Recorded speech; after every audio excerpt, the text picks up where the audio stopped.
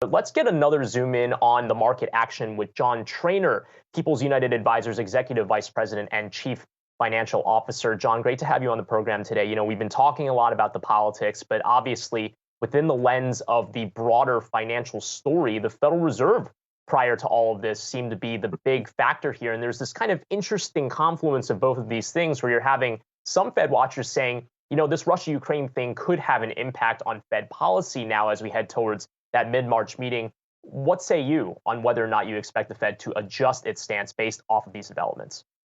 Sure. I mean, just a few days ago, we were looking for a Fed increase of 50 basis points and then 25 basis points at every successive meeting. You reported this morning, a few major firms are now saying, you know what, we have a cautious Fed.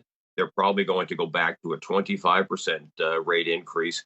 And this could cause the Fed, some of the more dovish members of the Fed to say, let's move a little more slowly. Because of the high inflation numbers, there was a lot of pressure on the Fed to move quickly. This is probably going to cause the Fed to, be a little more thoughtful, a little slower in their rate increases. But we do believe the trend is still going to be up with the Fed.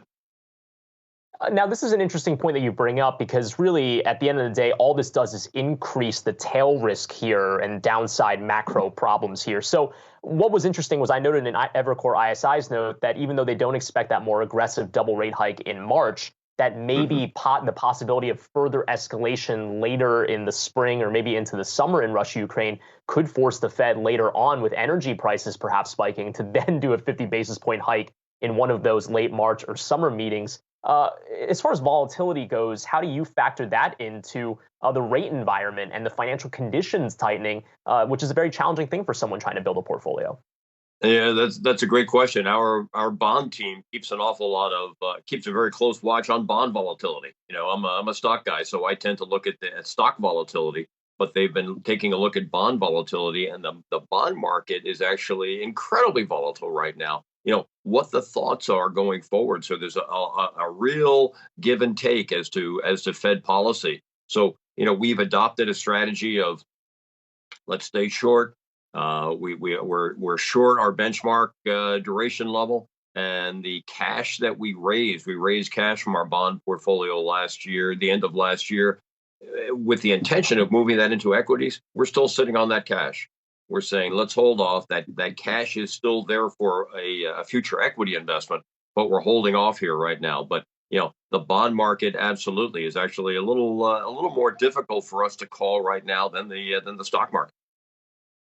John, so let's talk about that cash you're holding. I mean, what will it take for you to kind of put that to work? Is this about waiting for this, as in the geopolitical tensions, to die down? Is it waiting for the Fed meeting come March to see, what direction or how aggressively the central bank moves? What are you waiting for? One of the things we did was we took a look at past situations like this, although, I don't want to minimize what's going on in Ukraine, but take a look at what happened in the summer of 1990. The Iraqis went into Kuwait on August 2nd. The market didn't bottom until October 12th. There was the initial shock, and then there was some more pressure.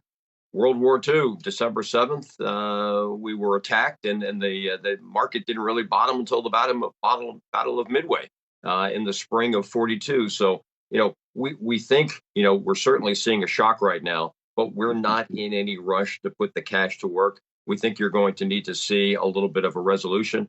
I mean, I was listening to the expert you had on from Brookings earlier. I mean, this scenario, this whole Ukrainian invasion is going to take a while to work itself out, and we're not in any rush to try and guess how things are going. Yeah, no way to determine, given where we are today, how this is all going to be resolved. But John, it's good to talk to you today. John Traynor, People's United Advisors Executive Vice President and Chief Investment Officer.